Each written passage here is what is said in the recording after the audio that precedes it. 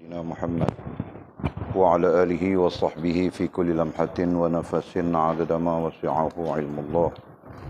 اللهم صل وسلم وبارك على سيدنا محمد وعلى آله وصحبه في كل لمحة ونفس عدد ما وسعه علم الله.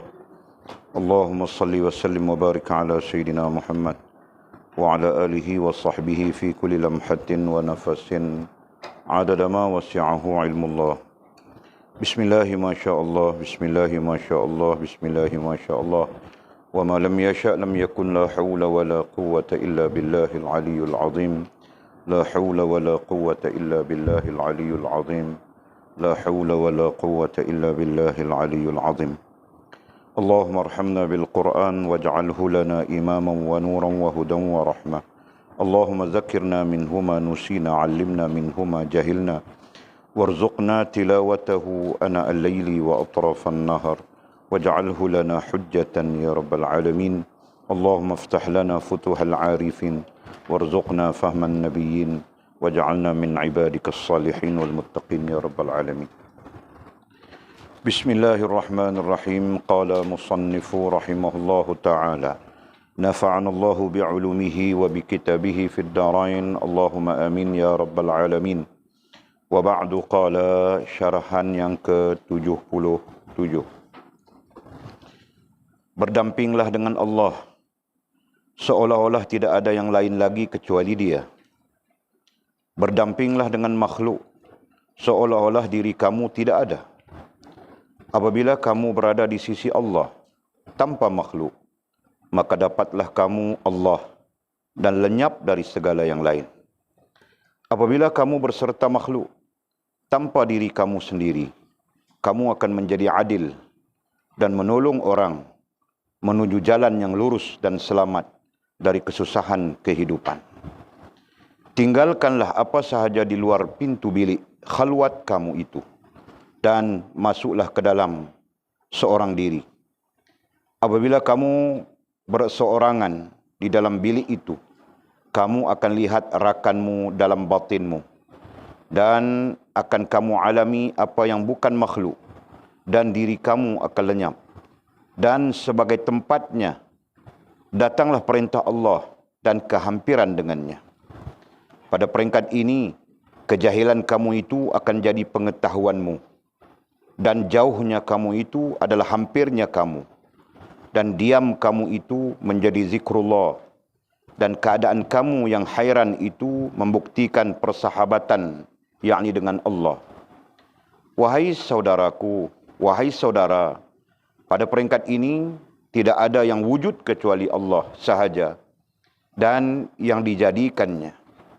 Jadi, jika kamu memakai Al-Khaliq, maka katakanlah kepada yang lain, sesungguhnya mereka itu musuhku, tetapi Tuhan sekalian alam adalah sahabatku. Barang siapa yang telah merasanya akan mengetahuinya.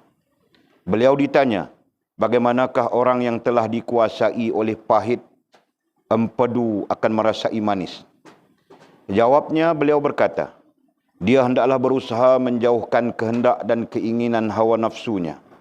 Wahai manusia, apabila si mukmin membuat kebaikan, diri kebinatangannya itu bertukar menjadi hatinya, yaitu menurut perintah hati. Diri itu pun mencapai kesedaran hati. Kemudian hatinya bertukar kepada rahsia. Rahsia itu juga bertukar dan menjadi fana. Keadaan fana itu bertukar lalu menjadi satu wujud yang lain. Kemudian diperhatikannya. Kawan-kawan itu dapat pergi melalui tiap-tiap pintu. Wahai manusia, fana itu ialah menafikan semua makhluk dan menukar keadaan kamu kepada keadaan malaikat. Kemudian balik semula kepada yang mula, dan kemudian Tuhanmu akan memelihara dan menjaga kamu sebagaimana yang dikehendakinya. Jika kamu hendakkan peringkat ini, pakailah Islam dan kemudian menyerah terus kepada takdir Allah.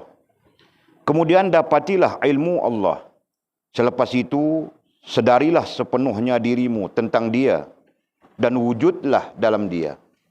Apabila kamu berada dalam wujud sedemikian itu, kamu akan sepenuhnya kepunyaan Allah.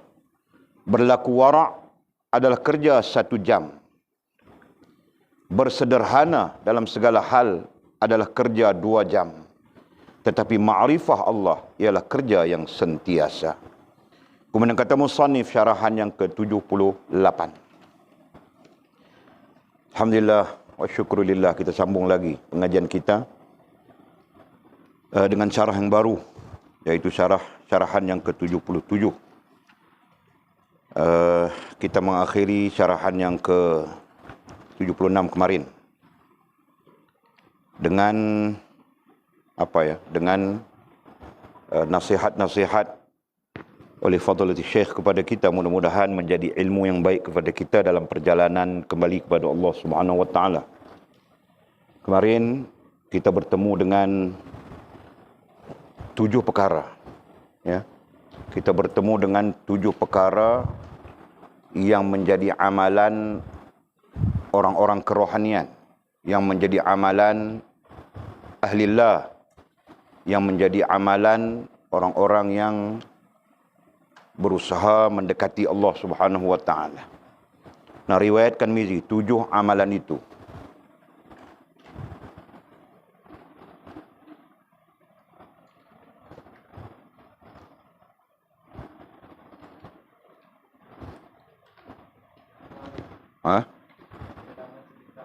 Yang pertama apa?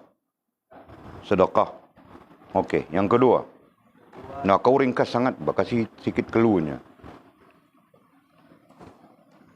7 amalan orang-orang kerohanian yang tidak sama dengan orang-orang yang luar daripada kerohanian. Nah, nombor 1-nya apa?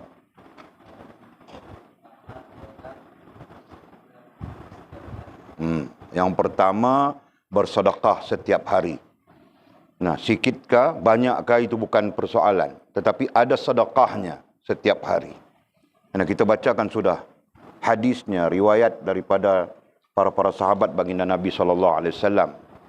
Ya, sedekah itu sekiranya kita tidak berkemampuan dengan benda, nah sekurang-kurangnya kita membacakan Al-Fatihah, kita membacakan Al-Quran, ya, dan kita hadiahkan kebajikannya kepada mereka-mereka, ya, orang-orang Islam, orang-orang yang beriman kepada Allah SWT. Nah, jangan kau berbohong dengan Allah, makil. Selalu kau bilang tiada duit. Mau sedekah duit tiada, mau sedekah duit tiada. Al-Fatihah. Mau sedekah saja Al-Fatihah. Nah, itu kau berbohong dengan Allah. Kenapa? Kau beli telefon sampai 4 boleh. Kenapa kau mau sedekah tidak boleh? Nah, itu kau menipu Allah Subhanahu wa taala. Okey, terus.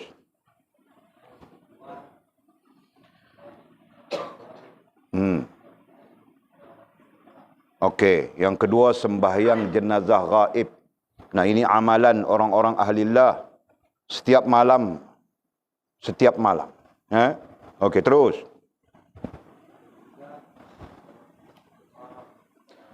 Yang ketiga, melakukan salat istikharah, memohon petunjuk Allah Subhanahu wa taala untuk dapat melakukan kebaikan-kebaikan pada esok harinya. Terus. Nah, membaca doa, membaca doa. Nah, doanya itu berbunyi Allahumma ajirna minan nar. Ya, 7 kali pagi, 7 kali petang, gitu kan? Atau 7 kali siang, 7 kali malam, atau lebih daripada itu. Terus. Memohon perlindungan kepada Allah Subhanahu wa taala dengan doa yang masyhur di kalangan para ulama juga. Ta'awuznya, a'udzubillahi as-sami'il alim minasyaitonir rajim. Nah, kita bacakan sudah riwayat baginda Nabi kita sallallahu alaihi wasallam 70 kali, ada riwayat 100 kali, ada riwayat tidak terbilang banyaknya. Nah, itu perlu menjadi amalan kita juga. Ya. Terus. Berapa sudah? Ya, terus. Yang keenam, apa? Berzikir. Nah, zikir apa? Nah, zikir membesarkan Allah Subhanahu wa taala, zikir mengagungkan Allah Subhanahu wa taala. Zikir menyempurnakan Allah Subhanahu wa taala. Terus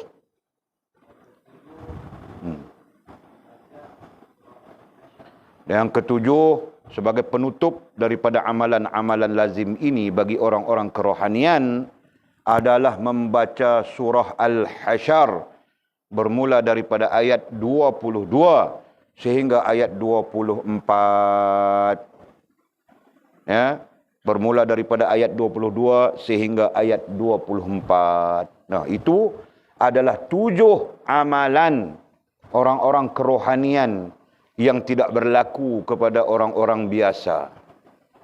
Ya. Nah, jika kau orang-orang kerohanian bangkil, sila lakukan. Tinggalkan maksiatmu. Tinggalkan dosa-dosa menipumu. Buang telefonmu dalam parit, bah. Yang 4 itu. Nah, betul, bah.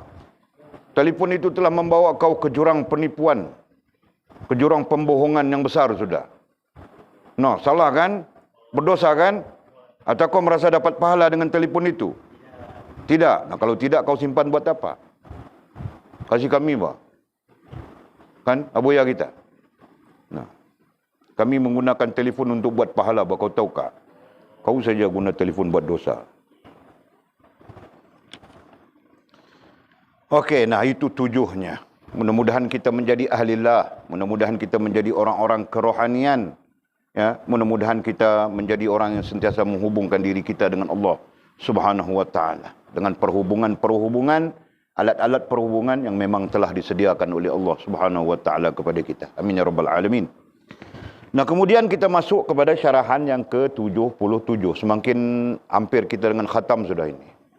Alim sudah semuanya. Kata musannif rahimahullahu taala, berdampinglah. Nah, apa terjemahan kita yang lepas? Mendekatilah. Taqarrub istilah Arabnya. Ya, supaya kamu orang tidak janggal, dhabitkan taqarrub. Nanti dengar orang baca kitab taqarrub kau pening. Padahal belajar sudah semua.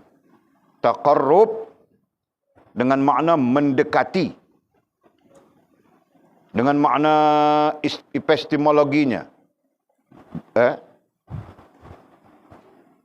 Mencari dekat. Ya. Itu makna dasarnya itu.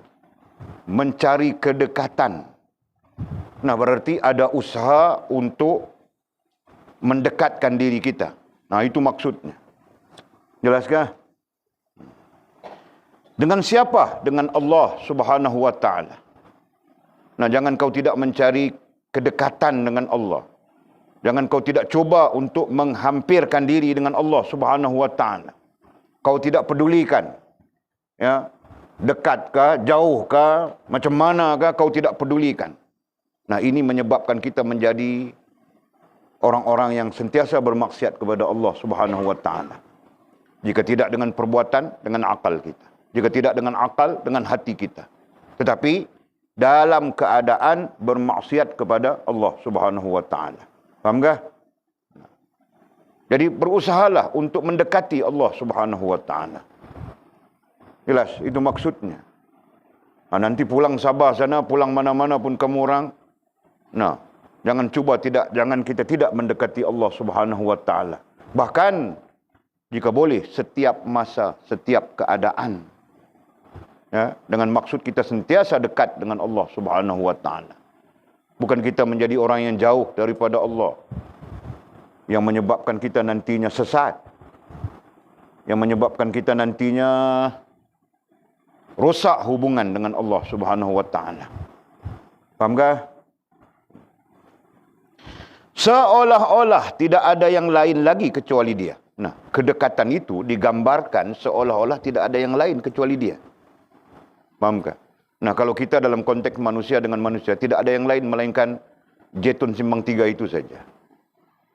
Tidak ada yang lain kecuali Yana saja. Tidak ada yang lain kecuali Mira saja. Gitu. Kan? Busuk pun Mira, wangi pun Mira. Elok pun Mira, tidak elok pun Mira. Kan? Nah, biar begitu. Dengan Allah Subhanahu wa taala, Maha suci Allah daripada sifat-sifat makhluk, Nah, maksud yang sangat jelas ya. Seolah-olah tidak ada yang lain lagi kecuali dia. Selain, tidak ada yang lain. Yang lain itu semuanya makhluk saja kan. Nah, tidak ada yang lain kecuali dia. Kita dan dia. Itu yang kuajar dari awal Walid ajar kamu orang sudah. Hakikatnya kita dengan Allah. Ya. Nah, itu saja. Hakikatnya diri kita di sini. Nah, kita. Nah, kita di sini mungkin Mizi, Bakil dan lain-lain. Nah, yang seterusnya adalah Allah.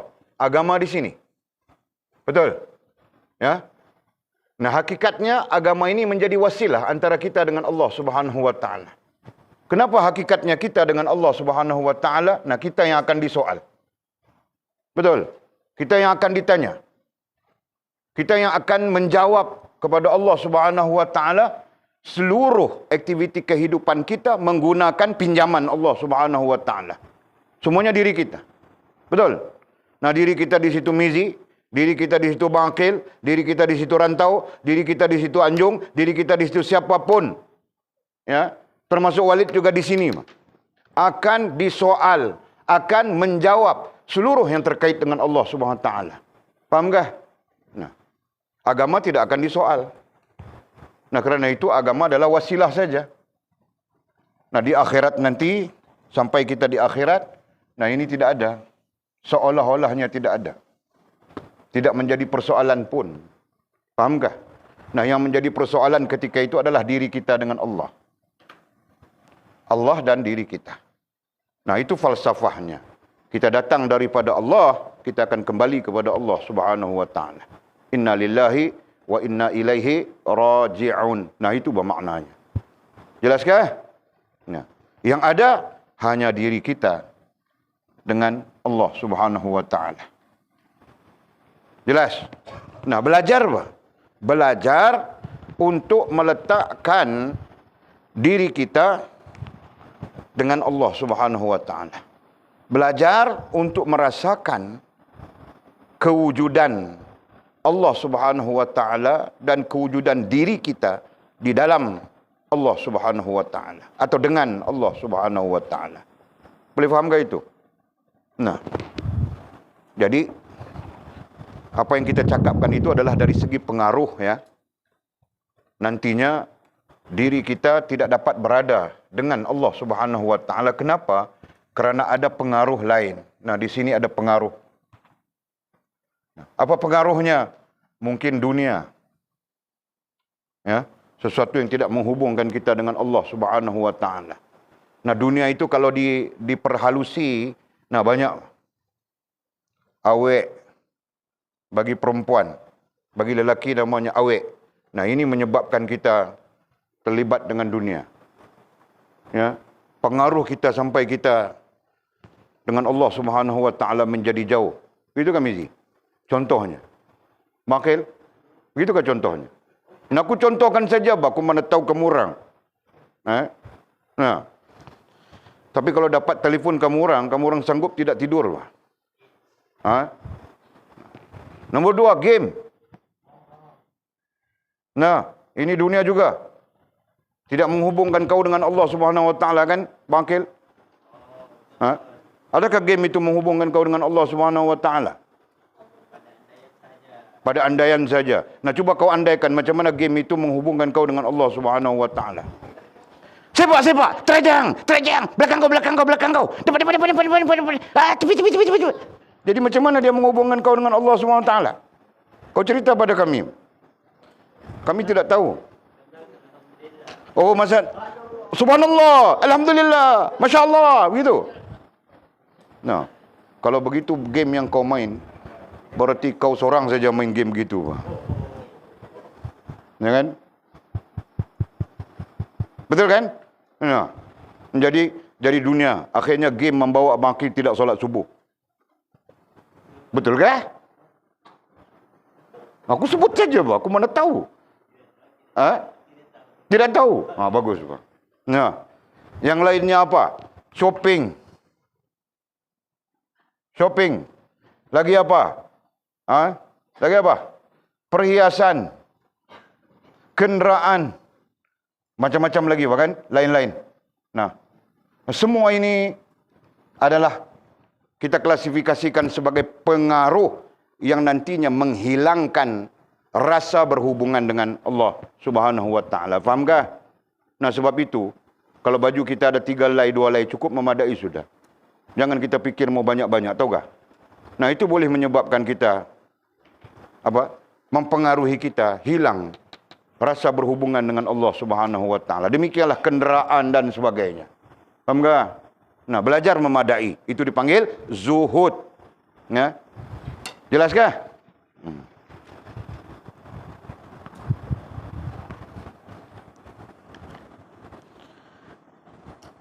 Jadi katanya berdampinglah dengan Allah seolah-olah tidak ada yang lain lagi kecuali Dia. Nah, maksudnya apa? Maksudnya kita menghilangkan pengaruh-pengaruh yang lain ke atas diri kita selain daripada Allah Subhanahu wa taala. Nah, atau kita membebaskan rasa dan perasaan kita daripada dipengaruhi. Nah, itu oleh yang lain. Adapun yang lain itu makhluk. Gitu kan? Daripada rasa dan perasaan kita, daripada akal dan hati kita. Nah, begitu. Nah, belajar memadai saja. Nah, tidaklah bermakna tidak boleh ya. Tidaklah bermakna tidak boleh. Nah, Mizi mau wai suku. Kan? Tidak bermakna tidak boleh. Tetapi apakah kau sudah mensyukuri Honda 70 lampu petak itu kau mensyukuri sudah? Begitu kan? Adakah itu tidak memadai bagimu? Misalnya. Nah, tidak memadai. Kenapa? Saya mau berulang dari sini ke KK, KK ke sini. Jadi jauh mau pakai wai suku. Boleh terbang. Misalnya. Nah, kalau itu keperluanmu, silakan. Begitu kan? Nah, bukan bermakna tidak boleh. Jelas. Tapi kalau bukan keperluanmu, jaga-jaga. Karena dia nantinya mengheretmu. Jauh daripada Allah Subhanahu wa taala. Begitu kan? Dan mungkin saja mendatangkan kemudaratan kepadamu. Seperti kita bincang sudah.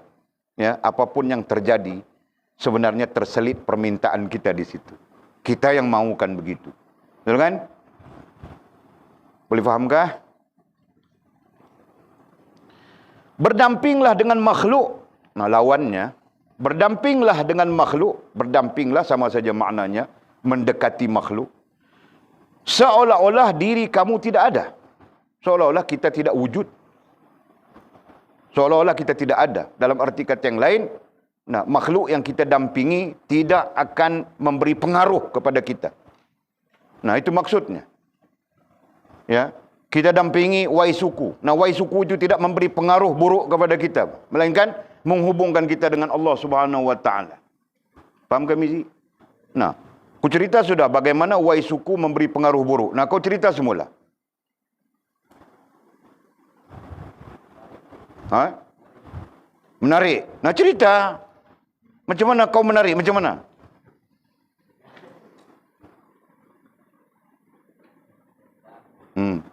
Mula-mula ajak makan.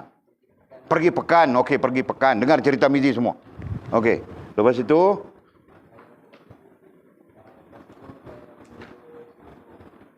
itu tayang motor wai suku, wili-wili begitu.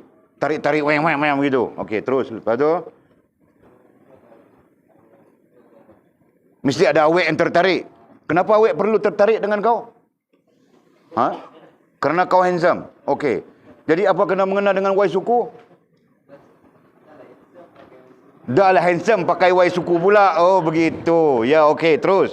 Ya, aku faham cerita kau sudah sekarang. Ha, okey, terus. Lepas tu dia minta nombor. Macam mana dia minta nombor kau?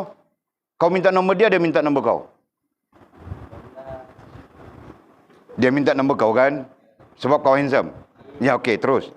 Jadi kau kasih dia nombor macam mana? Macam mana dia minta nombor daripada kau? Abang. Dia panggil kau abang. Masya Allah.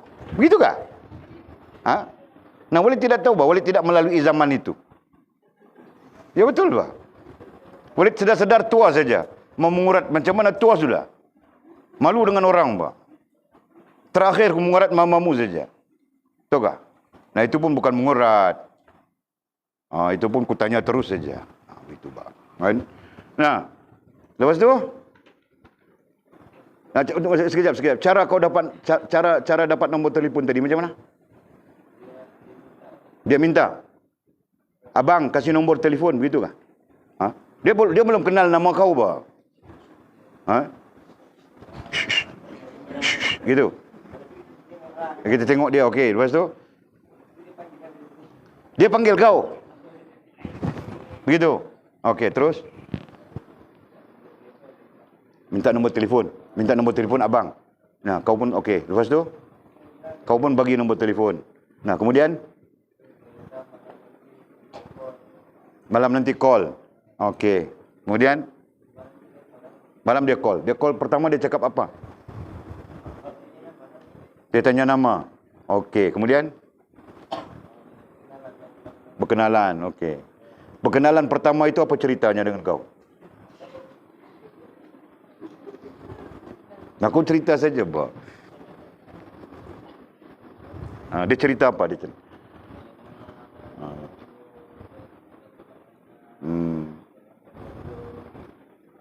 Ada awek belum ada awek.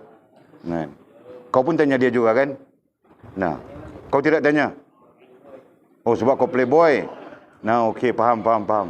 Jadi dia tanya kau ada awek atau tidak ada awek, kau cakap apa? Tiada. Nah, walaupun ketika itu ada Yana sudah. Dengan walaupun ketika itu ada Mira sudah. Walaupun ketika itu kau ada siapa lagi namanya, Jul? Yanti, ada Yanti sudah yang dari Indon tu. Nah. Ya kan? No. Jadi Yana pun kau bilang sayang, Yanti pun kau bilang sayang. Siapa tadi? Mira pun kau bilang sayang. Semua kau bilang jatuh cinta semua. Nah, kau berdosa ketiga-tiga orangnya sudah. Nah, faham tak? Jadi kesimpulannya sudah Abah Mizi, kau mau cerita panjang-panjang saya cukup bah. Ya Walid tanya bah, aku mau tengok. Jadi kau pun nampak pengalaman itu betul bah, Buya kan? Ya kan?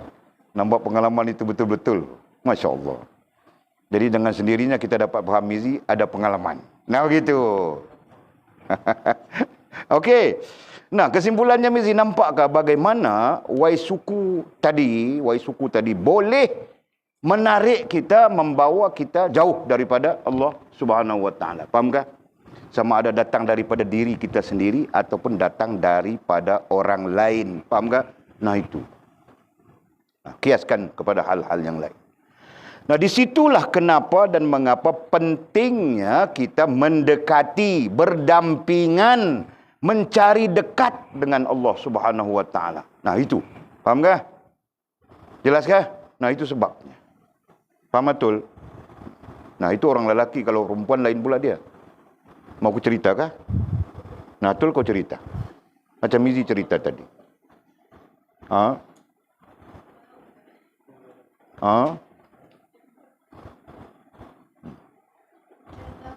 Ceritalah macam mana sesuatu itu menjauhkan kau daripada Allah Subhanahu wa taala. Macam Mizi cerita tadi, kau berkenalan dengan seorang hero. Begitu permulaannya. Kan? Nah, kemudian macam mana cerita seterusnya?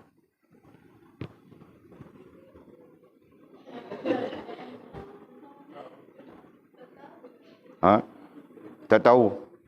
No, kau macam tidak tahu saja. Aku tahu bahawa kau tahu. Mama tahu. Mama tahu cerita. Nah, mama mau cerita? Tidak mau cerita? Mamamu tidak mau cerita. Aku tidak boleh paksa mamamu, nanti dia menangis di sini susah aku. Tahukah? Pas, kau cerita pas. Orang perempuan kurang sikit ceritanya, Pak. Aku faham itu. Kan? Okey, Pak. Memadai sudah. Nah, itu contoh ya bagi menjelaskan kepada kita bahawa selama kita tidak berdampingan dengan Allah Subhanahu wa taala, dengan istilah kita tadinya ya, mendekati, mencari dekat ya dengan Allah Subhanahu wa taala, berarti kita terdedah. Nah, itu. Kita terdedah kepada bahaya-bahaya yang akan mempengaruhi kita dan menyeret kita jauh daripada Allah Subhanahu wa taala. Nah, justru inilah nasihat daripada mursyid kita Maulana Abdul Qadir Jailani rahimahullah taala berkaitan dengan pentingnya untuk berdampingan dengan Allah Subhanahu wa taala. Walaupun nantinya timbul tanda tanya macam mana mau berdampingan kalau manusia itu kita mendekati dia, sembang dengan dia, cakap dengan dia dan sebagainya. Nah, dengan Allah Subhanahu wa taala kita belajar sudah kemarin, kita sebut lagi, membetulkan hubunganmu, membersihkan hubunganmu, menjernihkan hubunganmu dan melaksanakan alat-alat perhubunganmu dengan baik. Nah, itu cara berhubungan, cara berdamping dengan Allah Subhanahu wa taala. Jelaskah? Nah, kemudian ditambah oleh musannif dalam syarahan 76 tadi kita sebut. Ada 7 hal yang juga akan membawa kita untuk berdampingan dengan Allah Subhanahu wa taala. Jelaskah? Nah, itu. Okey. Katanya berdampinglah dengan makhluk seolah-olah diri kamu tidak ada. Nah, apa maksud diri kamu tidak ada? Nah, maksudnya tidak dipengaruhi, tidak mempengaruhi. Makhluk itu tidak dapat mempengaruhi. Kenapa? Mau mempengaruhi bagaimana jika kita tidak ada? Nah, itu kiasannya, itu majasnya. Seperti kita tidak ada. Nah, bagaimana dia mau mempengaruhi kita? Bagaimana wai suku itu mau mempengaruhi kita? Bagaimana yang namanya Ija, yang namanya Lina, yang namanya Yanti, yang namanya Mira mau mempengaruhi kita? Jika kita tidak ada, paham tak? Bukan tidak ada, sebenarnya yang meliputi kita itu Allah Subhanahu wa taala. Nah, ini ilmunya. Ini diagramnya. Nah, kita dalam keadaan begini, Pak. Nah, di sini Mizi, ya. Nah, yang meliputi Mizi itu adalah Allah Subhanahu wa taala. Nah, seolah-olahnya begitu. Fahamkah?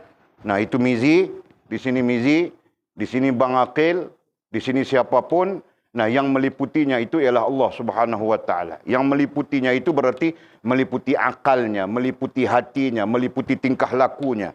Ialah Allah Subhanahu wa taala. Nah, bagaimana boleh bagaimana yang lain mau mempengaruhi dia? Fahamkah?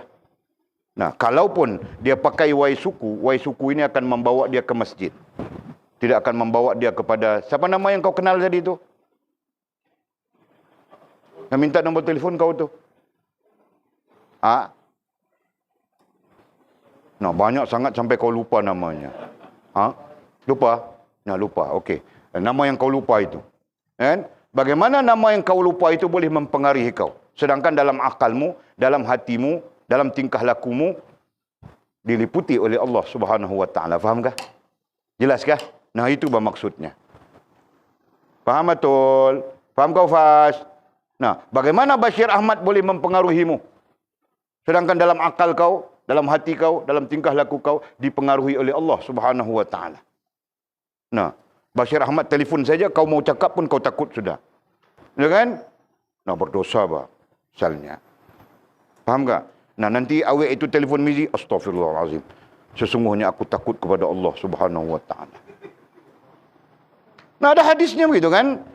Nabi SAW menyebut dalam hadis sahih, antara orang yang akan mendapat perlindungan, yang lain menterjemahkan, menafsirkan dengan keteduhan di padang mahsyar, adalah seorang muda yang bila diajak oleh perempuan yang cukup cantiknya, hebatnya dia untuk melakukan maksiat, dia bilang aku takut kepada Allah. Nah, itu kau Mizi.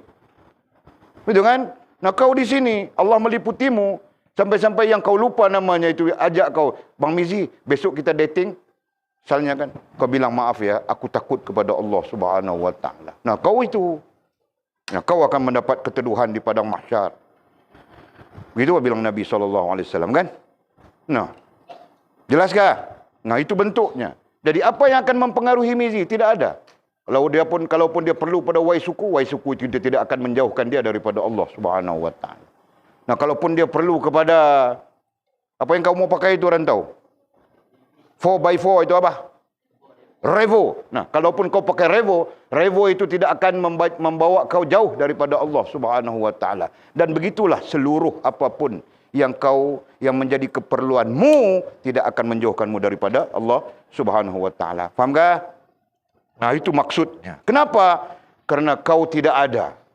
Alasan ilmiahnya kau tidak ada. Kenapa? Kau tenggelam di dalam Allah. Jelaskah? Nah, itu. Seperti kita tenggelam di dalam Allah Subhanahu wa taala. Nah, bukan zatnya, tapi tenggelam dalam kebesarannya, dalam hubungan dengannya. Nah itu. Sehingga seluruh tujuan kita menjurus kepada Allah Subhanahu wa taala. Faham kah? Nah begitu.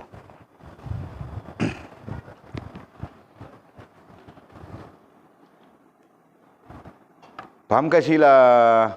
Okey. Apabila kamu berada di sisi Allah. Nah, berada di sisi ini terkait dengan kesedaran, ya. Kerana apa? Kerana keberadaan itu tidak boleh diukur dengan benda. Betul? Keberadaan itu tidak boleh diukur dengan apa? Tidak boleh diukur. Nah, bahasanya begitu, ya. Nah, keberadaan itu hanya dapat dirasakan. Nah, itu yang kita bilang kesedaran. Ya kan?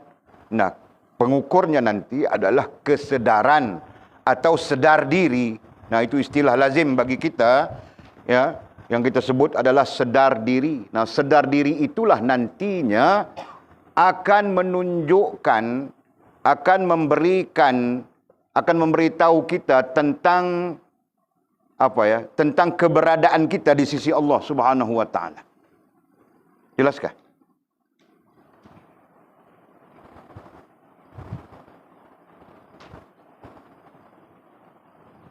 Okey.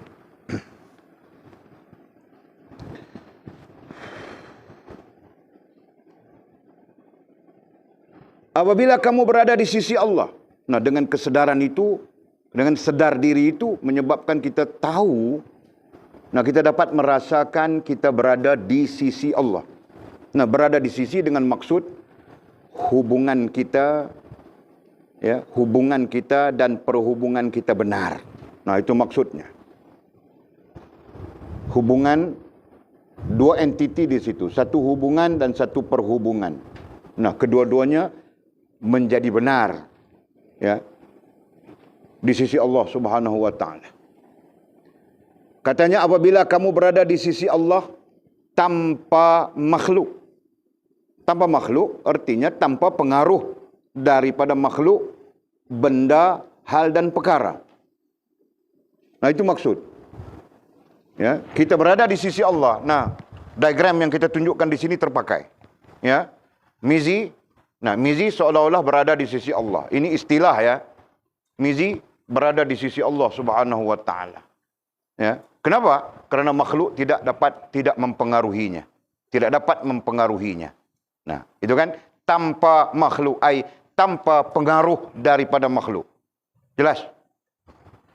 Kalau Mizi dipengaruhi oleh makhluk, begini. Diagramnya begini, ya.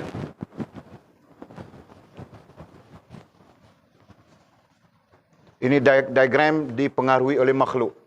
Nah, kita belajar melalui kaedah petaminda.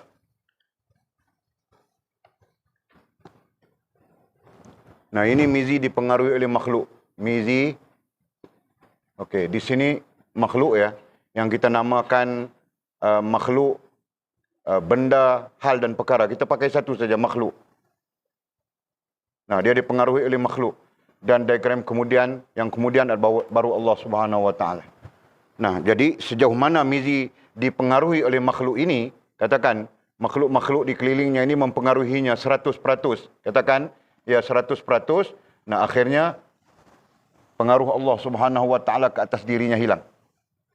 Boleh fahamkah? Boleh fahamkah? Nah, jadi keadaan mungkin Mizi terpengaruh dengan makhluk 50% misalnya. Jadi mungkin Allah Subhanahu wa taala, pengaruh Allah Subhanahu wa taala masih ada ke atas diri Mizi. Mungkin 10%. Gitu kan?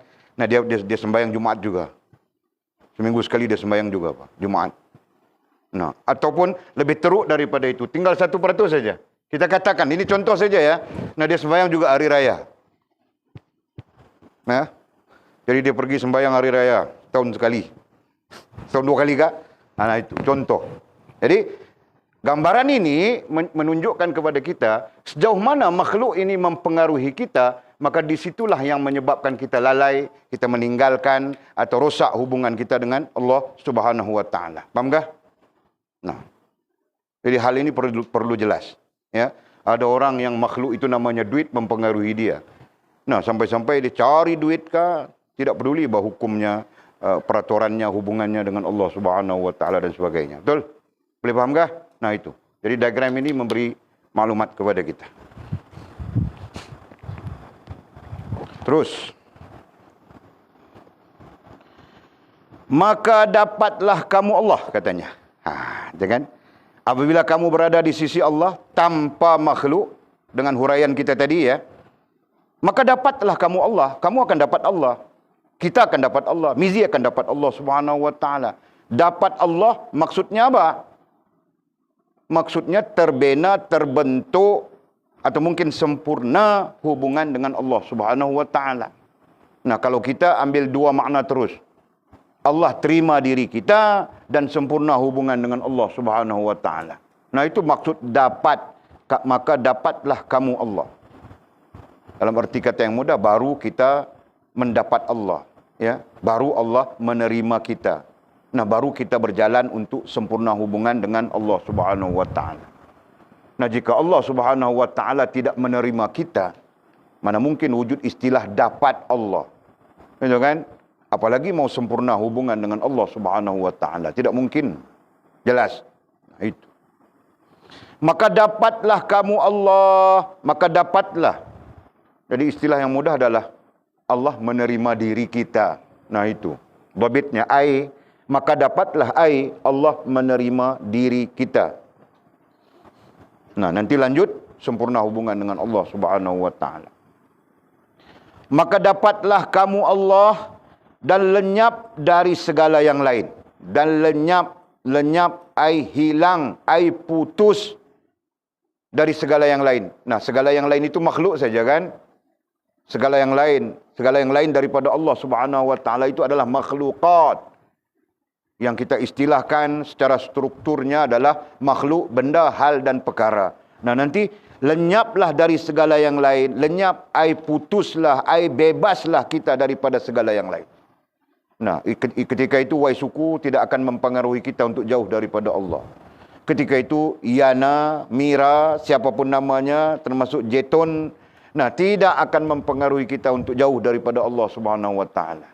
Nah, bahkan mungkin Allah Subhanahu wa taala akan melimpahkan rahmat kepada Jetun. Nah, Jetun akan mengajak kita untuk dekat dengan Allah Subhanahu wa taala. Yanti akan mengajak kita untuk dekat dengan Allah Subhanahu wa taala. Mira akan mengajak kita untuk dekat dengan Allah Subhanahu wa taala. Apalagi Atul. Nah, Atul akan mengajak kita untuk dekat dengan Allah Subhanahu wa taala. Nah, begitu bah. Kau senyum-senyum saja, Faz. Kenapa? Nah, aku saja yang tahu bah itu. Paham kah?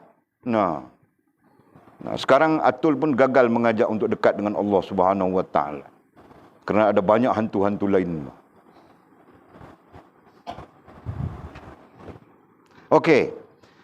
Maka dapatlah kamu, apa dhabitnya? Maka dapatlah Allah terima diri kita, ya. Dengan Allah, ya, dapatlah kamu Allah dan lenyap, apa dhabitnya? Bebas, lepas dari segala yang lain. Bebas, lepas, bebas, lepas. Nah, pencerahannya adalah pengaruh, ya, dari segala yang lain, makhluk. Nah, segala yang lain itu makhluk. Jadi bebas kita, lepas kita daripada pengaruh makhluk. Nah, itu yang kita bilang, yang kita sebutkan tadi. Nah, kita pakai apapun, kita guna apapun, akan menghubungkan kita dengan Allah Subhanahu wa taala. Kita makan apapun akan menghubungkan kita dengan Allah Subhanahu wa taala. Bahkan apapun aktiviti kita dalam hidup dan kehidupan ini akan menghubungkan kita dengan Allah Subhanahu wa taala. Faham kah? Nah, begitu Pak. Nah, nanti kau ada anak, kamu orang ada anak. Anak itu nantinya membawa kita berhubungan dengan Allah Subhanahu wa taala. Ada isteri 1, 2, 3, 4. Nah, semua membawa kita berhubungan dengan Allah Subhanahu wa taala. Tahu tak? Nah, begitu. Nah, aku bilang 1, 2, 3, 4. Ada beranikah? Dahi kau saja menunjukkan kau takut bini saja. Betulkah? Apabila kamu berserta makhluk, nah ini sebaliknya. Sebaliknya. Apabila kamu berserta makhluk, ai dipengaruhi, berserta ai dipengaruhi, terpengaruh. Apabila kamu berserta ai dipengaruhi, ai terpengaruh dengan makhluk tanpa diri kamu sendiri. Oh, salah ayat ni. Apabila kamu berserta makhluk, maksudnya ketika kita sudah, ketika lenyap dari kita. Nah, ketika lenyap dari kita, pengaruh makhluk. Nah, jadi dhabitkan mubtada' mahzufnya.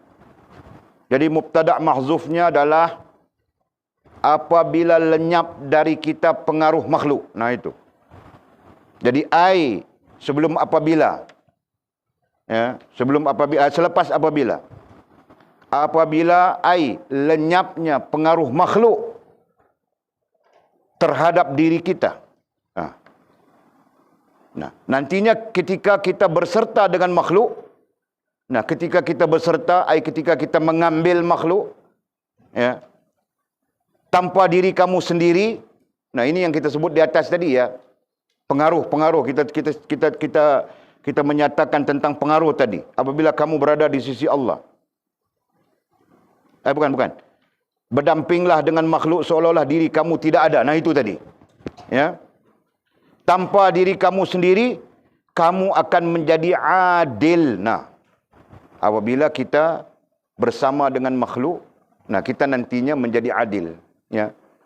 Apabila lenyap dari kita pengaruh makhluk. Nah, diagram yang kita tunjuk tadi ini membantu. Ya, ini lenyap dari kita. Mizi, lenyap dari mizi. Ini lenyap dari mizi. Nah, ini lenyap daripada mizi. Lenyap yang kita terjemahkan apa tadi? Bebas. Ya, bebas, lepas daripada mizi. Nah, ketika itu 100% Allah Subhanahu Wa Taala, 100% mizi berdampingan dengan Allah Subhanahu Wa Taala. Jelas kah? Nah, ketika 100% mizi berdampingan dengan Allah Subhanahu Wa Taala, nah itu implikasinya. Nah, itu implikasinya, ya. Kamu akan menjadi adil. Nah, baru kita dapat adil. Nah, nanti tanya pertanyaan, adil bagaimana? Iya, kita akan melaksanakan hak Allah sesuai dengan tuntutan Allah. Kita melaksanakan hak kita sesuai dengan izin Allah Subhanahu Wa Taala. Itu baru adil, betul kan? Ini kita melaksanakan tuntutan Allah Subhanahu Wa Taala tidak pernah sesuai dengan Allah. Tapi kita melaksanakan kemahuan diri kita, nah, berlebih-lebih, tahukah? Nah, itu. Jadi di mana kau mau bilang adil? Padahal kau pinjam semuanya daripada Allah Subhanahu Wa Taala. Betul?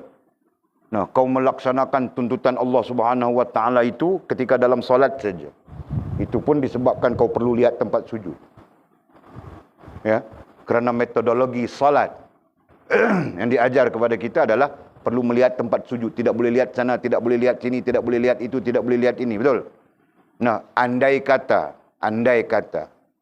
dalam solat pun kau boleh lihat mira kau. Dalam solat pun kau boleh lihat yana kau. Nah, secara saya, yana dengan mira itu yang kamu orang akan lihat. Betul kan?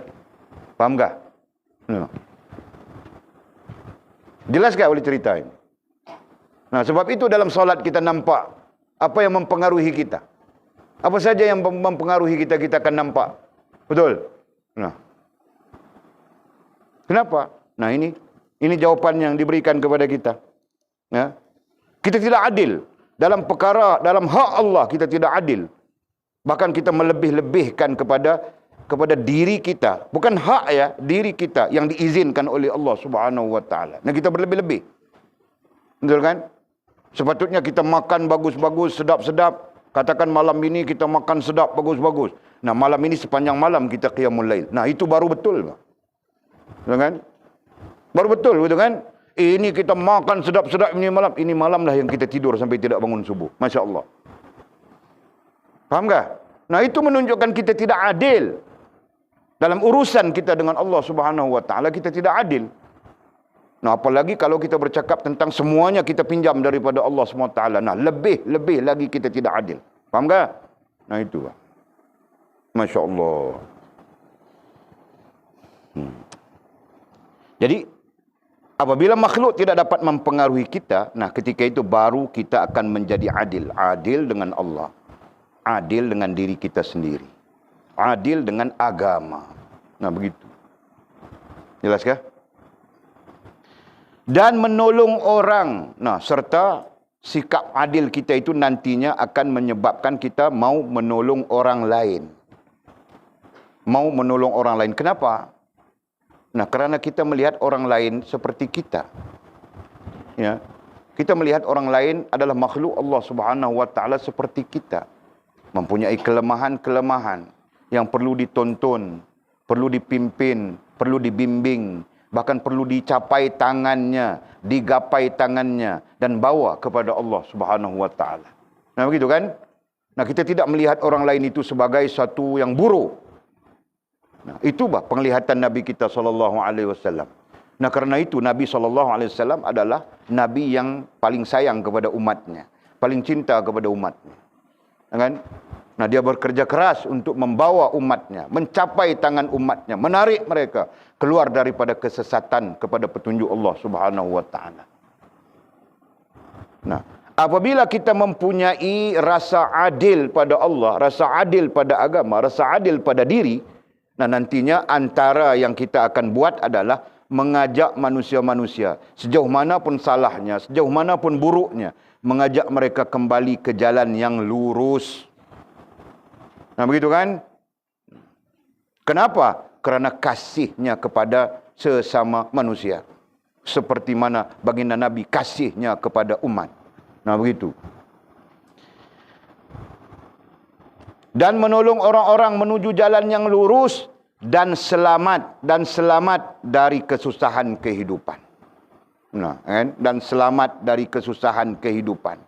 Nah, ini terkait kerohanian. Kita belajar sudah. Kesusahan dalam hidup adalah kerana rusaknya hubungan kita dengan Allah Subhanahu wa taala. Kesusahan dalam hidup adalah kerana dosa-dosa kita. Kesusahan dalam hidup adalah kerana jauhnya kita dengan Allah Subhanahu wa taala. Nah, ini kita belajar sudah. Tidak perlu hurai panjang-panjang. Jelaskah?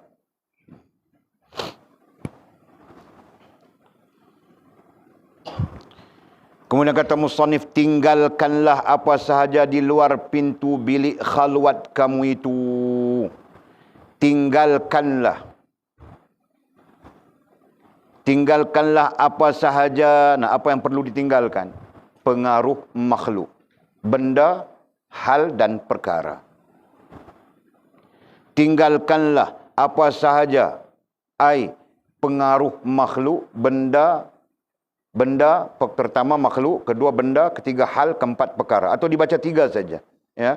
Pengaruh makhluk, benda, hal dan perkara. Nah, begitu. Tinggalkanlah apa sahaja yang kita sebutkan tadi di luar pintu bilik khalwat kamu. Di luar pintu bilik khalwat. Di luar pintu, nah luar pintu berarti jangan masuk ke dalam. Ya. Bilik khalwat ini ada dua tafsiran. Satu, bilik khalwat ialah bilik betul, tempat betul. Ya. Contohnya kalau kita berkhalwat. Berkhalwat itu artinya bersunyi-sunyi dengan Allah Subhanahu wa taala. Asal perkataan khalwat itu adalah bersunyian. Nah, perkataan itu kemudian dikomersialkan oleh orang-orang. Tangkap khalwat bilangnya. Mizi ditangkap khalwat begini misalnya. Kan? Bakil ditangkap khalwat. Nah, misalnya. Contoh saja, tidak ada kena-mengena yang hidup maupun yang telah mati. Perkataan khalwat itu asalnya adalah bersunyian. Gitu kan? Nah, dalam konteks kerohanian yang sedang kita bincangkan, jadi berkhalwat itu adalah bersunyian untuk membina hubungan dengan Allah Subhanahu wa taala. Jadi bersunyian itu termasuk kita membebaskan apapun yang mempengaruhi akal kita, yang mempengaruhi hati kita dan mempengaruhi tingkah laku kita. Daripada makhluk, kita bebaskan. Kan? Nah, ada orang yang pikirnya main bola saja. Jadi ketika dia berada di pintu khalwat, nah dia bebaskan semua itu. Jangan ada di kepalanya mau main bola saja, nampak bola saja, nampak itu saja, nampak ini saja. Jangan. Nah, ketika sekarang kita berada di pintu bilik khalwat kita, nah kita mau menjuruskan, mau wajjah, mau tawajjuh. Nah, begitu. Faham tak? Jangan kau heret sekali. Dalam khalwatmu pun kau heret bola. Dalam khalwatmu pun kau heret waisuku. Dalam khalwatmu pun kau heret iana. Dalam khalwatmu pun kau semuanya kau heret. Nah, nanti khalwatmu sia-sia. Fahamkah? Nah, begitu. Itu satu tafsirannya. Dan lagi satu tafsiran yang paling masyhur di kalangan ahli-ahli kerohanian. Bilik khalwat itu adalah hatimu sendiri. Nah. Ya. Ini tafsirannya, tafsiran orang-orang kerohanian. Yang dimaksudkan dengan bilik khalwat itu adalah hatimu sendiri. Nah, ini berdalilkan dengan Allah tidak jadikan di dalam tubuh manusia itu dua hati. Wala taj'al fi qalbayna fi jawfi. Lupa sudah. Bagaimana bunyi ayatnya?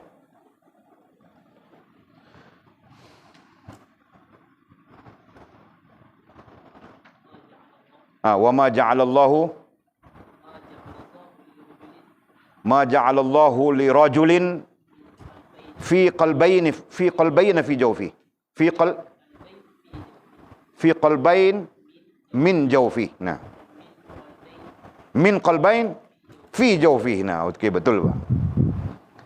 Nah, maksudnya, baca maksudnya apa ni? Kuat-kuat. Taranum bayati maksudnya tu. Allah. Tak boleh apa ya? Okey.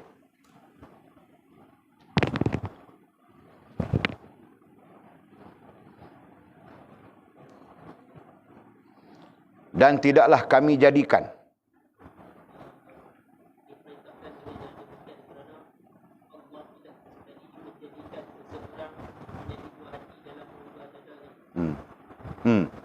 kerana Allah SWT tidak menjadikan dua hati dalam rongga dadanya.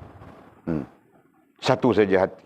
Nah, hati itulah pada mensyarahkannya, pada menafsirkan ayat ini, Imam As-Sawi rahimahullah ta'ala mengatakan, ya, hati itu antaranya adalah bilik khalwat bagi rohaniah individu. Ya. Nah, ini bermaksud kita secara individu, rohaniah kita, nah bilik khalwatnya adalah hati kita. Jadi jangan masukkan dalam hati kita, ya, apapun pengaruh makhluk. Nah, tinggalkanlah. Berarti tinggalkanlah di luar hati kita. Jangan masukkan ke dalam hati kita. Nah, itu maksudnya. Faham kah? Nah, apapun daripada makhluk, cantik kah, apakah, jangan masukkan dalam hatimu, Mizi.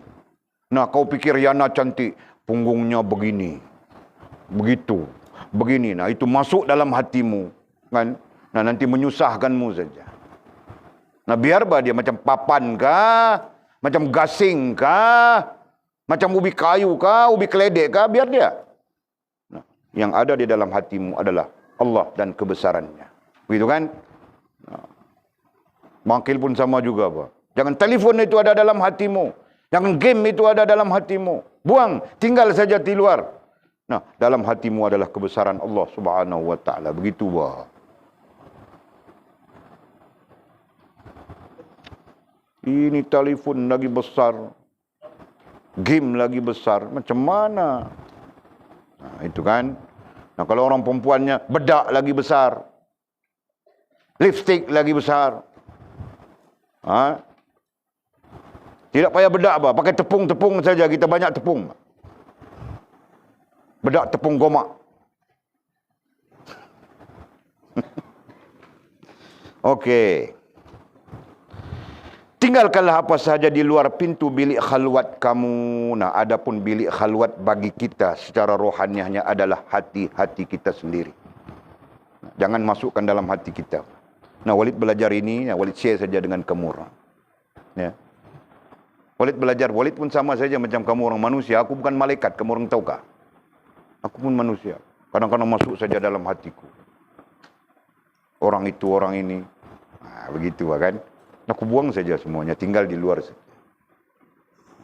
Nah, begitu juga benda, kan?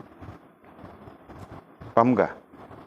Nah, aku beli tanah itu, aku beli tanah ini, aku beli itu, aku beli ini. Nah, untuk buang daripada hatiku. Nah, aku jadikan dia adalah sebahagian daripada pondok ini. Faham tak? Jika dia berada di dalam hatiku, nah, aku plan macam-macam. Aku mau tanam durian, aku mau buat dusun durian, musang king, apa king, semua aku pikir. Buang daripada hatiku. Ini adalah tanah pondok kita. Nah, artinya apa? Siapa mau buat pondok, aku tunjuk saya. Di situ kau buat, di situ kau buat, di situ kau buat. Nah, begitu saja. Faham tak? Nah, kerana aku pun manusia, bukan malaikat. Jadi ada saja yang akan masuk ke dalam hatiku. Tahukah? Itu ku cerita tentang tanah. Orang perempuan berada masuk dalam hatiku juga, tahukah?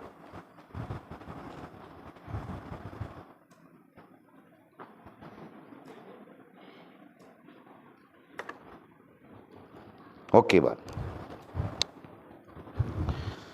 Tapi mama marah sudah. Bilang jangan, tua sudah, janggut putih sudah, gigi pun tiada bilang. Nah, aku pun betul, Pak. Dia bilang betul kan? Gigi tiada, janggut putih sudah, tua sudah. Aku pun tidak jadi, Pak. Kamu oranglah itu mengasut.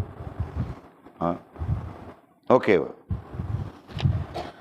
Dan katanya, dan masuklah ke dalam apa? Bilik khalwat itu, ya. Dan masuklah ke dalam bilik khalwat rohaniyahmu. Nah, hatimu sendiri itu tadi, ya. Seorang diri. Nah, kau sendiri saja yang masuk ke dalam bilik itu, kosong daripada pengaruh yang lain. Nah, itu maksudnya, ya. Sisi lain kita sepatutnya begitu. Nah, sisi lain, nah, kita sepatutnya belajar untuk begitu. Faham tak?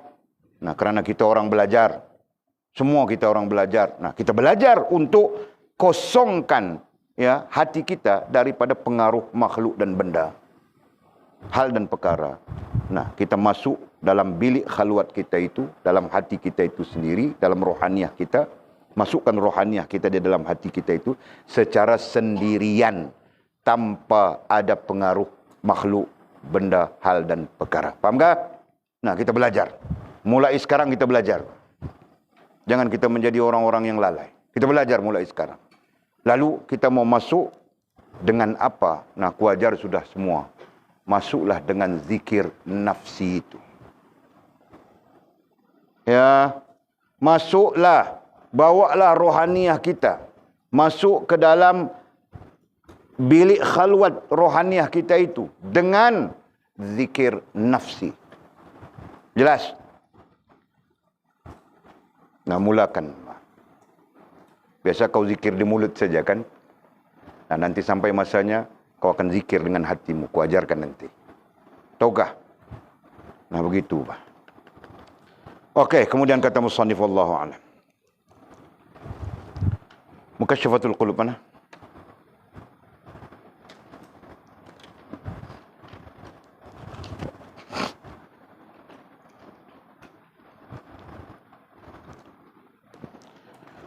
Bismillahirrahmanirrahim.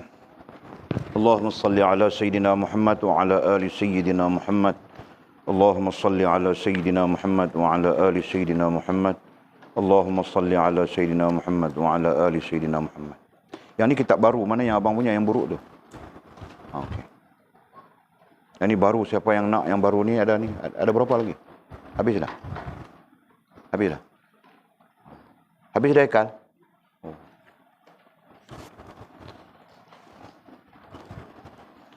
Okey, kita ambil kesempatan pada malam yang berbahagia ini untuk mukaddimahkan kitab Mukasyafatul Qulub yang kita akan baca mengiringi kitab Futhul Ghaib sampai khatam kitab Futhul Ghaib, ya. Mudah-mudahan Allah Subhanahu wa taala melimpahkan rahmat kepada kita. Kita mukaddimahkan, kita buka, ya, kita buka kitab ini secara rasminya pada malam yang berbahagia ini, dan kita hubungkan sanad kita, ya, daripada Walid. Kalau Walid hubungkan sanad Walid kepada guru Walid, guru Walid kepada gurunya, terus sampai kepada Al-Imam Hujjatul Islam Abu Hamid Al-Ghazali rahimahullah taala, dan terus ke atas, ya, sampai kepada baginda Nabi sallallahu alaihi wasallam. Bismillahirrahmanirrahim. إلى حضرة النبي محمد المصطفى رسول الله صلى الله عليه وسلم وعلى آله وصحبه والتابعين لهم بإحسان إلى يوم الدين ثم إلى أرواح آبائنا وأمهاتنا ولجداتنا ولمشايخنا وللمسلمين والمسلمات والمؤمنين والمؤمنات الأحياء منهم والأموات ثم خصوصا إلى إمامنا حجة الإسلام الإمام الغزالي رحمه الله تعالى شيء لله لهم الفاتحة. أعوذ بالله من الشيطان الرجيم بسم الله الرحمن الرحيم الحمد لله رب العالمين الرحمن الرحيم مالك يوم الدين إياك نعبد وإياك نستعين اهدنا الصراط المستقيم صراط الذين أنعمت عليهم غير المغضوب عليهم ولا الضالين آمين. بسم الله الرحمن الرحيم. أنا أقرأ كتابا المكشفة القلوب تأليف شيخ الفاضل الإمام أبو حامد الغزالي رحمه الله تعالى نفعنا الله بعلومه وبكتابه في الدارين اللهم amin ya rabbal alamin. Nah, dengan resminya kita baca kitab ini ya. Kita tawasul sudah. Okey. Nama kitabnya adalah Mukasyafatul Qulub. Boleh tengok di luarnya, boleh tengok di dalamnya. Kalau di dalam pun sama, di luar pun sama. Asalnya adalah teks Arab. Teks dalam bahasa Arab. Dan kemudian diterjemahkan dalam banyak bahasa. Ada terjemahan dalam bahasa Farsi. Walid pernah tengok terjemahan dalam bahasa Farsi. Ada terjemahan dalam bahasa Urdu. Ada terjemahan dalam bahasa... banyak bahasa. Bahasa orang putih pun ada. Bahasa Inggeris pun ada. Ya. Nah, kemudian di Nusantara kita ini bahasa Indonesia mendapat liputan yang sangat banyak.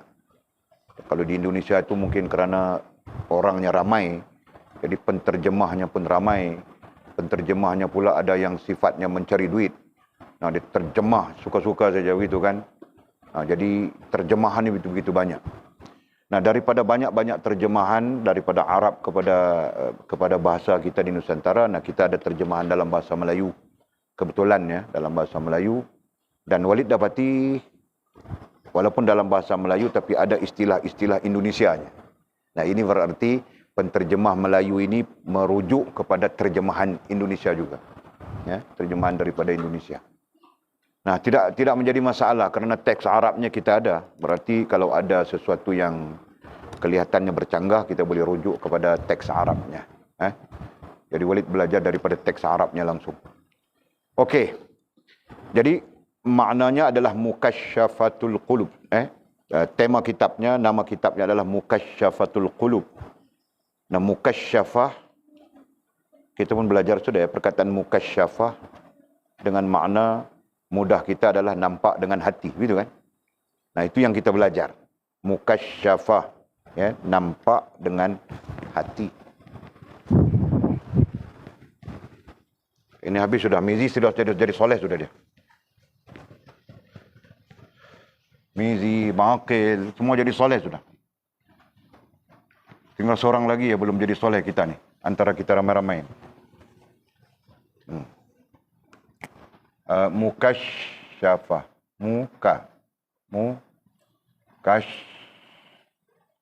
Betul kah? Mukasyafah. Mukasyafah. Ini kita terjemah sudah dalam pengajian-pengajian kita adalah nampak ya. Betul kan? Mukasyafah. Kita terjemah mudah. Itu panggil terjemah mudah ya. Nampak dengan hati. Nah, mukasyafah. Satu lagi musyahadah itu kan? Satu lagi musyahadah. Musyahadah artinya nampak dengan akal. Betul kan? Betul kan? Nah, siapa di antara kita yang masih belum paham konsep nampak dengan akal dan konsep nampak dengan hati? Nah, kita mau berpindah daripada satu tahap kepada satu tahap yang lebih tinggi ya sekarang. Drastik ini. Ada perbezaannya. Ya, nampak dengan akal, nampak dengan hati. Analoginya Walid kasih tahu kamu orang sudah. Ya kan? Nah, orang dapat berita kamu orang Walid meninggal sudah. Pertama sekali kau mungkin nampak dengan akal. Kalau kau boleh terima, berarti kau nampak dengan akal. Ya, setiap yang hidup akan mati. Nah, logiknya, gitu kan? Begitulah analoginya. Betul? Nah, tapi kau masih lagi berada dalam keadaan tidak puas hati. Nah, sehingga kau datang ke rumah Walid, nampak ada orang-orang, dengan kau masuk ke dalam, tengok ada terbaring seorang di lantai saja, apa?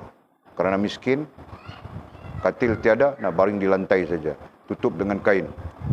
Nah, kau pun masuk, buka, tengok muka, nah betul Pak Walid. Tidak syak lagi, itu adalah Walid. Misalnya, nah ketika itu baru kau yakin, ya kan?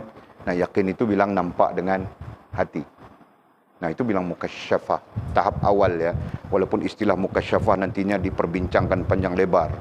Ya, tapi tahap-tahap sederhana, tahap-tahap awal, nah, mukasyafah nampak dengan hati. Adapun nampak dengan hati ini bermula dari nampak dengan akal. Ya, akal kita dulu yang kelihatan pada akal kita, nanti baru kita akan nampak dengan hati kita. Nah, itu konsepnya. Ya, tidak lari langsung daripada apa yang kita belajar, ma'rifah, musyahadah, mukasyafah, mahabbah. Ya, dasar itu tidak akan berubah. Nah, jadi penggunaan dasar itu akan membantu kita untuk memahami ini. Okey.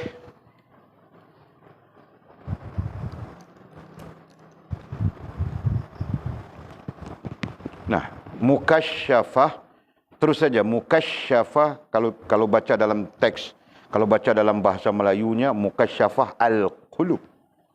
Tapi Arab tidak membaca begitu. Kerana apa? Kerana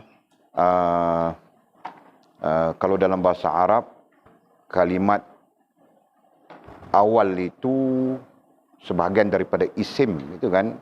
Nah, isim dibaca dengan marfu', dibaca dengan dhamma. Jadi bacaannya mukasyafatul qulub. Nah, itu. Ya. Mukasyafatul qulub. Tapi kalau Melayunya itu mukasyafah al-qulub. Nah, itu terserah kita. Kita mau baca secara Melayu kah? Mau baca secara Tamil kah? Mau baca secara Tagalog kah? Mau baca secara Indun kah? Mau baca secara Siam kah? Nah, itu terserah kita. Ya. Jadi kalau kamu minat dengan Tamil, nanti tanya Walid di belakang lepas belajar. Walid ajar macam mana mau baca secara Tamil. Nah, nanti Lina dia berminat mau baca secara Siam. Nah, datang juga tanya. Walid ajar cara baca cara Siam. Tidak boleh ramai-ramai begini, Bang. Okey? Nah, sekarang baca cara Melayu saja, Arab ataupun Melayu. Mukasyafatul qulub dengan makna yang diberikan di sini menyingkap hati, menghampiri ilahi. Nah, ini makna yang diberikan. Bukan ataupun kita sebutkan makna pencerahan. Nah, ini makna pencerahan. Adapun makna secara kita belajar dua saja. Walid ajar setakat ini dengan kamu orang ada dua. Satu makna ilmiah dan lagi satu makna amaliyah, betul? Nah, Walid tidak melampaui itu lagi ya. Jadi kita berdiri teguh dengan makna secara ilmiah, makna secara amaliyah. Okey? Adapun makna secara ilmiah mungkin ini boleh dipakai. Mukasyafatul qulub dengan makna menyingkap hati, menghampiri ilahi. Ya, kerana ilmiah akan memberi pencerahan-pencerahan. Gitu. Adapun makna secara amaliyah adalah proses. Ya, satu bentuk proses. Apa? Proses untuk membuka hati kita. Proses untuk menampakkan. Ya. Macam mana mau cakap bab Melayu ya? Satu usaha untuk proses ya, proses. Kita bilang proses. Proses berarti di sini adalah satu usaha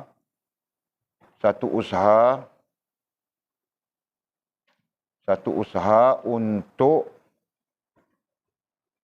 menjernihkan. Nah, ini istilah antara ya.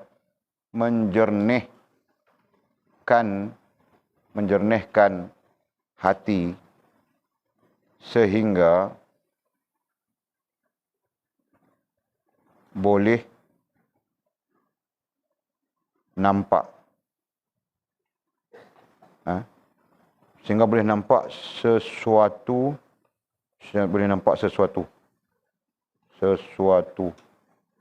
hakikat. Nah, Nah, inilah dipanggil proses metafizik.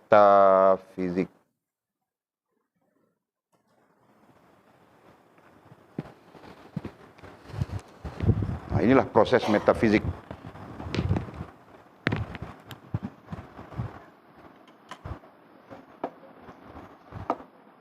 Nah, kita belajar ilmu tasawuf, kita belajar 4 perkara secara langsung, betul.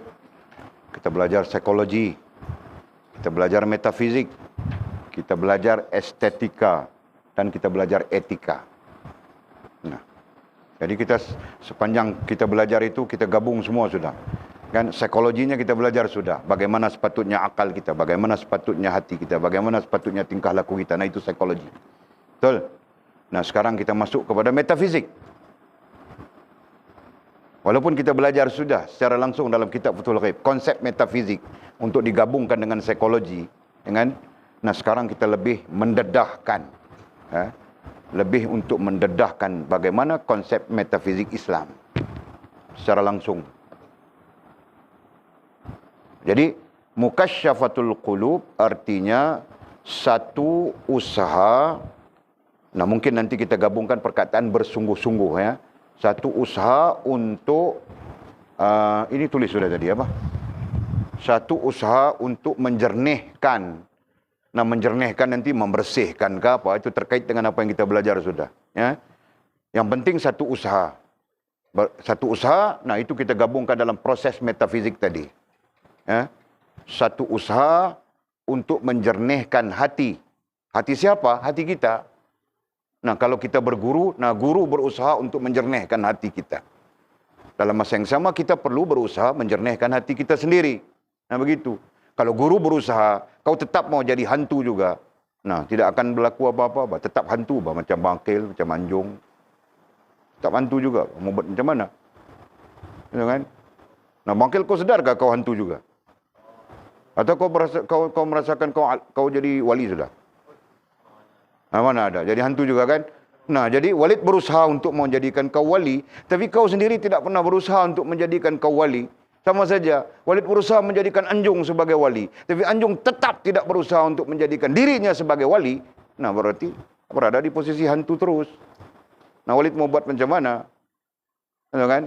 Nah, Walid boleh tahan saja. Walid tidak boleh tahan, nah, silakan. Nah, begitu. Kan? Mudah-mudah saja kita, bukan susah-susah makil kan. Nah, makil, Walid tidak boleh tahan dengan kau punya cara. Jadi kau minta mamakmu beli tiket kapal terbang, pulang saja. Misalnya, begitulah. Kan? Anjung pun serupa saja. Nah, Walid tidak boleh tahan sudah. Semakin Walid tengok, semakin Walid tak boleh terima. Semakin boleh tengok, semakin Walid tak boleh terima. Semakin tengok, semakin tak boleh terima. Walaupun ada acah-acah baik, ada acah-acah warak, ada acah-acah wali. Ya kan? Nah, Walid tak boleh terima, Walid akan cakap benda yang sama saja. Okey? Nah, contohnya. Jadi, satu usaha untuk menjernihkan hati. Nah, kalau murid, hati murid. Gitu kan? Kalau kita, hati kita. Sehingga boleh nampak. Ini istilah kemelayuan Walid. Walid ini tidak pandai bahasa Malaysia. Bahasa Melayu tidak pandai. Nah, jadi kamu orang jangan tidak pandai seperti Walid. Nah, kamu orang perlu belajar kasih pandai lebih daripada Walid. Belajar, walaupun bahasa kita, jangan ingat bahasa kita tidak perlu belajar, tahukah? Kebanyakan anak Melayu bila ambil exam SPM, bahasa Malaysianya gagal. Bahasa Malaysianya dapat C, cukup-cukup makan saja. Nah, anak Cina, anak India, bahasa Malaysianya A. Kenapa? Karena mereka belajar. Yang Melayunya tidak mau belajar. Nah, kerana itu. Okey? Nah, jadi jangan tidak pandai seperti Walid. Ini istilah Walid saja. Satu usaha untuk menjernihkan hati, sehingga boleh nampak. Nah, boleh nampak, kalau bahasa Indonesia bilang, bisa melihat. Kalau kita boleh nampak. Dia bilang nampak dengan hati. Ya? Hati kita boleh melihat, boleh nampak. Ya? Sesuatu hakikat. Bukan nampak fiziknya saja. Bukan nampak fizikalnya saja. Tapi nampak lebih jauh daripada fizikalnya itu, di sebaliknya adalah hakikatnya. Jelaskah? Nah, itu. Fahamkah? Nah, itulah makna mukasyafatul qulub. Al-qulub maknanya hati. Mukasyafah Ini mukasyafah. Satu proses metafizik. Proses metafizik iaitu satu usaha untuk menjernihkan hati sehingga boleh nampak sesuatu ada yang di sini sepatutnya. Sesuatu yang hakikat. Itu definisinya. Okey? Nah, qulub boleh sebut sudah hati. Nah, itulah Mukasyafatul Qulub, kitab yang bakal kita present, kitab yang bakal kita bentangkan selepas ini, ya. Dan konsep pembentangannya adalah Walid baca saja terus, mungkin 3 muka, 4 muka, 5 muka, depends kepada kamu orang. Jadi kalau kamu orang tidak faham, nah tanya, ya, marking. Nah, caranya mesti baca dulu sebelum belajar. Asalnya esok mau belajar, kau kena baca dulu. Mana yang kau tidak faham, kau tandakan. Nah, nanti bertanya. Sekiranya semua faham, tidak ada yang bertanya, nah Walid terus saja. 5 muka surat kah, 3 muka surat kah, 2 muka surat kah, berjalan terus. Faham kah? Kenapa? Karena apa yang dibincangkan di sini telah Walid ajarkan semuanya di dalam Futhul Ghaib. Ya, di dalam dasar, di dalam daras, dan di dalam kajian kitab. Kita belajar semua sudah. Tinggal kitab ini menyusun, ya. Kitab ini Imam Ghazali rahimahullah taala sama saja dalam teks Arabnya maupun terjemahannya ini, ya, telah menyusun secara khusus pembahasannya berkaitan dengan sifat ruhaniyah mukmin, ya, secara khusus, ya, sifat-sifat ruhaniyah mukmin. Dalam arti kata yang lain adalah bagaimana untuk mendirikan sifat ruhaniyah sebagai seorang mukmin. Nah itu, ya, kalau kita tidak mendirikan sifat rohaniyah mukmin, nah nanti yang masuk ke dalam hati kita adalah sifat rohaniyah kafirin, sifat rohaniyah munafikin, sifat rohaniyah fasikin. Nah itu yang kita, kenapa dan mengapa kita perlu membangunkan rohaniyah kita dengan sifat-sifat mukmin.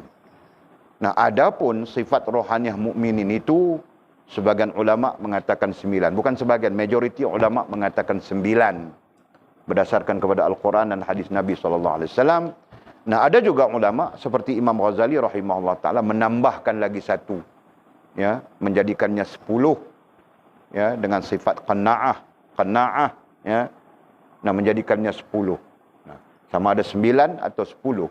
Apa yang disepakati oleh para ulama, nah itu merupakan bahagian daripada sifat rohaniyah, ya. Sifat rohaniyah orang-orang yang beriman yang perlu kita bina kepada diri kita. Fahamkah? Nah, dengan izin Allah SWT, dengan limpah rahmat Allah SWT, melalui kitab ini nantinya Syekh Abdul Qadir Syekh ataupun Imam Al-Ghazali rahimahullah ta'ala menyusun satu bentuk pendedahan untuk memahami konsep bagaimana sifat rohaniyah mukmin itu berinteraksi dengan rohaniyah kita, ya, dengan izin Allah Subhanahu wa taala. Dan kesimpulannya, siapa yang mengikutinya akan memahaminya. Siapa yang memahaminya akan tahu perbezaannya. Ya. Kemudian kata musannif, wallahu a'lam. Nah, hari ini mengaji kulit saja, ya. Lepas itu baca sendiri. Yang ini baca sendiri saja. Biografi Imam Ghazali ini baca sendiri saja. Jadi berarti kita tahu yang kita belajar itu kitabnya siapa. Ya, Imam Ghazali itu siapa. Nah, berarti kita kenal musannif kepada kitab kita. Okey? Nah, nanti besok kita terus-terus masuk saja muka surat 1. Takut. Nah, begitu. Ya, wallahu a'lam.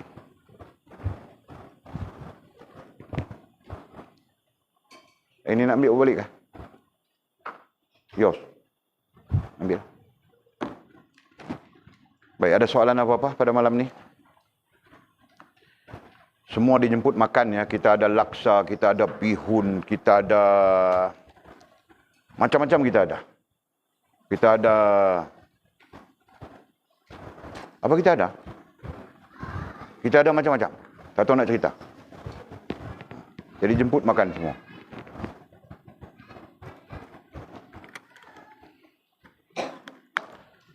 Baik, ada soalan? Tiada soalan. Bismillahirrahmanirrahim. Alhamdulillahirabbil alamin wassalatu wassalamu ala asyrafil mursalin سيدنا ومولانا محمد وعلى آله وصحبه أجمعين. اللهم افتح لنا فتوح العارفين وارزقنا فهم النبيين واجعلنا من عبادك الصالحين. اللهم اهدنا الصراطك المستقيم صراط الذين أنعم الله من النبيين والصديقين والشهداء والصالحين. اللهم ربنا افتح بيننا وبين قومنا بالحق وأنت خير الفاتحين. اللهم أعنا على ذكرك وشكرك وحسن عبادتك. اللهم فقهنا في الدين وعلمنا التأويل. اللهم فقهنا في الدين وعلمنا التأويل. اللهم فقهنا في الدين وعلمنا التأويل. وصلى الله على سيدنا محمد وعلى آله وصحبه وبارك وسلم والحمد لله رب العالمين. تقبل الله منا ومنكم. أقم الصلاة.